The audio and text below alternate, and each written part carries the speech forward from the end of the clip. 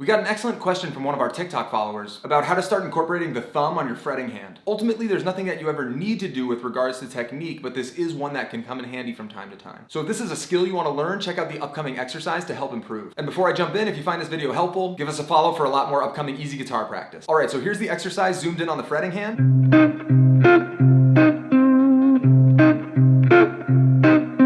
And here's the exercise zoomed in on the picking hand.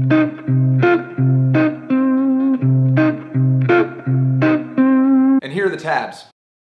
Just like with any exercise, you might not jump into a totally relaxed groove or rhythm, so don't feel bad about needing to slow things down to let the skill sink in. The big thing here is, of course, fretting the low E string with your thumb, and then you're just barring those top three strings for that funky little sound. Remember to tune into how your hands need to move in order to get the best sound possible based on your preferences. And make sure you're not overlooking this ever. The sound that you like and you want to create is 100% up to you. So you might need to play around with the position of your wrist, or thumb, or index finger, or adjust how tight the strap is, but practice should always have an element of experimentation blended with the repetition. So try this out for 5 to 10 minutes and then move on to all the other songs and solos you want to learn. Give us a like if this was helpful, and we'll see you next time.